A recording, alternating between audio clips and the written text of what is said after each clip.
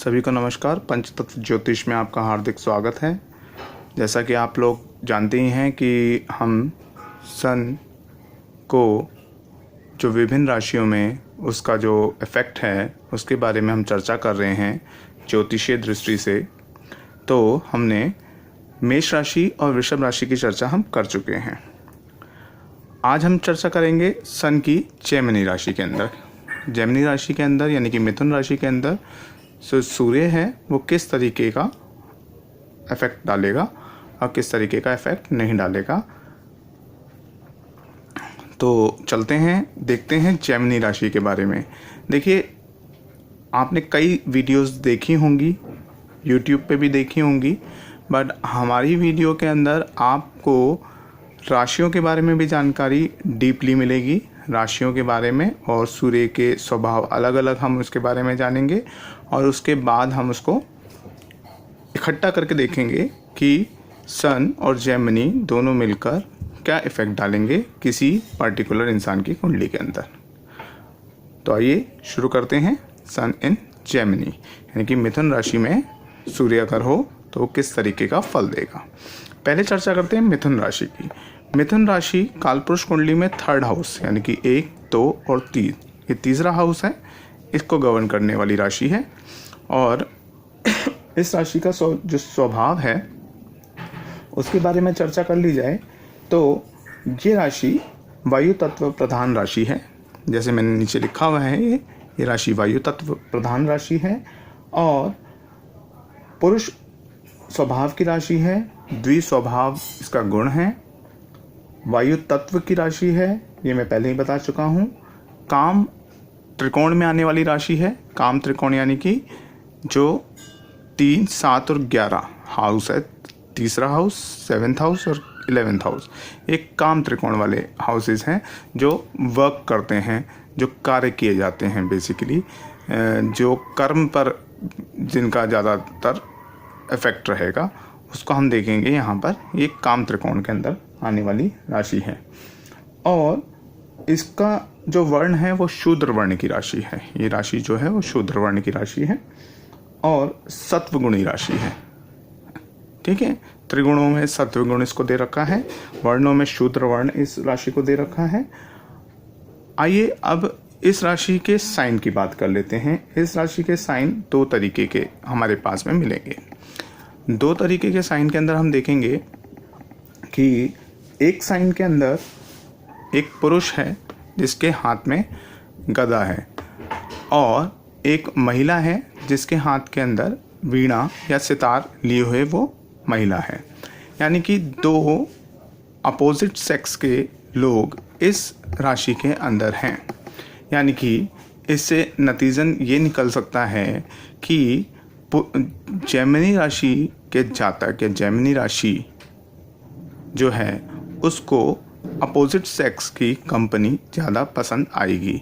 यानी कि अगर वो मेल है तो उसको उसके फीमेल्स फ्रेंड बहुत ज़्यादा होंगे और अगर वो फीमेल है तो उसके मेल्स फ्रेंड की कंपनी उसको ज़्यादा अच्छी लगेगी। कुंडली पे ये सब चीज़ें डिपेंड करेंगी, लेकिन जो मोटे मोटे तौर पे जो बातें हैं वो मैं आपको यहाँ पे बता रहा हूँ। एक दूसरा साइन है जिसके अंदर 2 बच्चे हैं, छोटे बच्चे हैं जो हाथ में हाथ डाले हुए हैंगे। तो सॉरी इसके अंदर हम देखेंगे कि जो बच्चे हैं, यानी कि बच्चों में क्या चीज़ मिलेगी आपको। बच्चों में क्यूरियोसिटी मिलेगी। बच्चे इनोसेंट होते हैं, तो ये राशि बड़े इनोसेंट है। चाइल्डिश राशि है, बचपना वाला स्वभाव रहेगा, क्यूरियोसिटी रहेगी और चंचलता सबसे ज़्यादा विशेष गुण है। जो चंचलता है इस राशि की वो ज़्यादा विशेष गुण है। तो हमने देखा यहाँ पर राशि के साइन की बात। एक राशि का साइन, एक व्यक्ति, एक महिला जो सितार लिए हुए है, एक व्यक्ति जो गदा लिए हुए है, दोनों के अंदर पावर हैगी, वो आर्टिस्टिक हैगी और वो मैस्कुलाइन पावर पर फोकस कर रही है।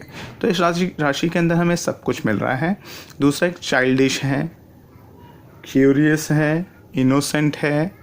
ठीक है, तो ये राशि के अंदर ये गुण मिलेगा। दूसरी चीज़, इस राशि के अंदर आने वाले 3 नक्षत्र जो हैं वो मृगशिरा नक्षत्र है, आर्द्रा नक्षत्र है और पुनर्वसु नक्षत्र है। मृगशिरा का स्वामी जो है वो मंगल देव हैं, आर्द्रा नक्षत्र के जो स्वामी हैं वो राहु देव हैं, पुनर्वसु नक्षत्र के जो स्वामी हैं वो बृहस्पति देव हैं। मृगशिरा के 2 पद वृषभ राशि के अंदर आए थे और मृगशिरा के ही 2 पद जैमिनी राशि के अंदर आएंगे। वायु तत्व की राशि है, वायु तत्व का नक्षत्र है मृगशिरा। आर्द्रा जो है जल तत्व का नक्षत्र है और पुनर्वसु के 3 पद आ रहे हैं, ये वायु तत्व का नक्षत्र है। अब एक चीज़ समझिए, ये वायु तत्व, जल तत्व और वायु तत्व को आप समझेंगे किस तरीके से। देखिए, जब भी सन 3rd हाउस के अंदर आएगा, या सन की हम चर्चा बाद में करते हैं, हम 3rd हाउस की बात करते हैं। 3rd हाउस या जैमिनी राशि हमारी रेस्पिरेटरी ट्रैक, जो हमारा गला है, उसको उसके ऊपर अमल रखती है। यानी कि जो गला और जिसमें से सांस अंदर बाहर हम लेते हैं, रेस्पिरेटरी जो श्वसन नली है, उसको यही जो ट्रैक है इसको वो करता है। मान लीजिए हमने बताया यहाँ पर वायु तत्व की राशि है, अगर यहाँ पर सिर्फ और सिर्फ वायु ही हो, क्योंकि वायु का ही आना जाना है, आप देख रहे हैं कि सांस लेने में वायु ही आती जाती है, लेकिन अगर यहाँ पर सिर्फ और सिर्फ वायु ही रहेगी तो हमें इरिटेशंस होने लग जाती हैं, हमारा गला सूखने लग जाता है, वो उसको सुखा देगा।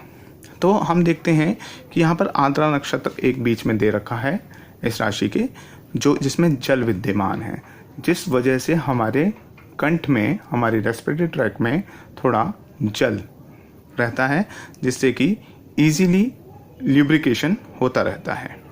तो आप समझ रहे होंगे कि जैमिनी राशि किस तरीके से हमारे विभिन्न अवयवों पर, शरीर के भागों पर असर डालती है। आइए बुध राशि की बात करते हैं। जो जैमिनी राशि की जो स्वामी राशि है वो पृथ्वी तत्व की राशि है और सूर्य यहाँ पर अग्नि तत्व का ग्रह है।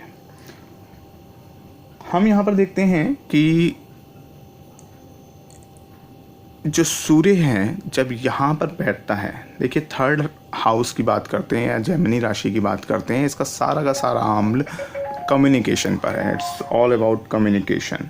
कम्युनिकेशन स्किल कैसी है आपकी, मार्केटिंग स्किल कैसी है, ठीक है, आपकी सेल्समैनशिप कैसी है, छोटी छोटी यात्राएं जो आप करते हैं वो किस तरीके की होंगी, ठीक है।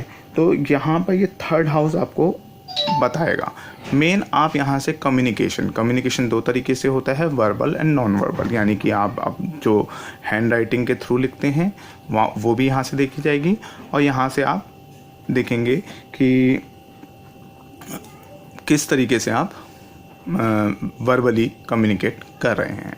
सन यहाँ पर क्या है, सन हमने पहले जैसे वीडियोज़ में बताया, सन हमारी पर्सनैलिटी को डिनोट करेगा, सन करियर को रिप्रेजेंट करेगा, फादर को, गवर्नमेंट को, हमारी जो सोल है, हमारे जो बोन्स हैं, उन पर सन का आधिपत्य होता है। जब सन मिथुन राशि के अंदर आएगा तो वो अथॉरिटी के साथ में स्पीच देगा, अथॉरिटी के साथ के अंदर कम्युनिकेशन करेगा, उसकी जो लिखाई में भी एक कम्युनिकेशन जो स्किल है उसकी, जितनी भी, चाहे वो वर्बल हो या राइटिंग में हो, उसमें एक अथॉरिटी आपको झलकती ही नज़र आएगी, जो सन की क्वालिटी लेकर आएगी। तो यहाँ पर सन का काम है, सन बेसिकली चीज़ों को होल्ड नहीं कहेंगे हम, अथॉरिटी में कहेंगे, ईगो में कहेंगे, या कोई भी ऐसी चीज़ जिसके अंदर सन अथॉरिटी रखता हो, वो सब चीज़ें सन के अंदर आती है। सन जब यहाँ पर आएगा तो वो एक बेहतरीन जो कम्युनिकेशन स्किल है वो इंसान को देता है, एक अथॉरिटी देता है। वो किसी के सामने बात करते समय हिचकेगा नहीं, उसको जो उसकी बातें होंगी, जो उसकी बात होगी वो बिल्कुल स्ट्रेट टू द पॉइंट होंगी, वो घुमा फिरा कर बात करने वाला नहीं होगा, ठीक है। लेकिन हमने कहा इस राशि के जो साइन की बात करी थी, तो हमने देखा कि उस राशि के अंदर 2 बच्चे भी थे। तो बचपना अधूरे चीज़ें छोड़ देना, चंचलता, ये सब चीज़ें गुण भी उस राशि के अंदर आता है। तो सूर्य के अंदर भी ये सब चीज़ें देखी जाएंगी।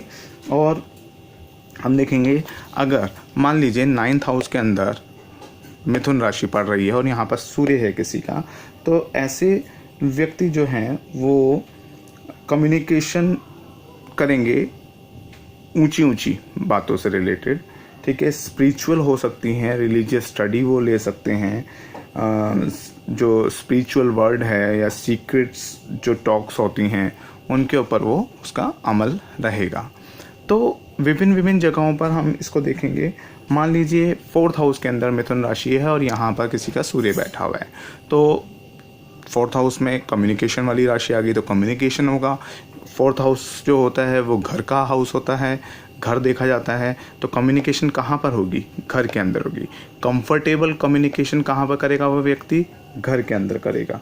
तो आप समझ रहे होंगे कि जो भी बातें होंगी, जो भी टॉक होंगी, जो भी कम्युनिकेशन होगा, जो भी डिस्कशन होगा, वो कहाँ होगा?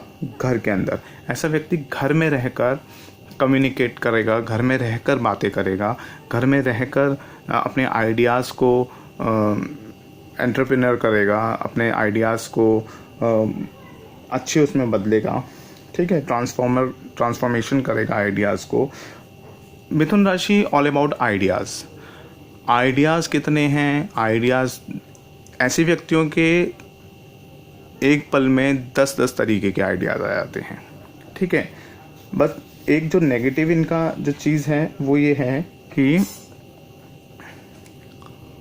आगे बढ़ पीछे छोड़ वाली जो कहानी है वो इनके साथ रहती है। कोई भी काम पूरा नहीं करते, अधूरा छोड़ देते हैं, ठीक है। तो ये मिथुन राशि का एक नेगेटिव स्वभाव है। लेकिन जब सूर्य यहाँ पर बैठता है तो वो एक अथॉरिटी दे रहा है, एक रिस्पॉन्सिबिलिटी लेकर आ रहा है। बुध की राशि है, बुध युवराज है, और युवराज जब पिता युवराज के घर में जाएगा तो बेसिकली उसको टेक केयर करेगा।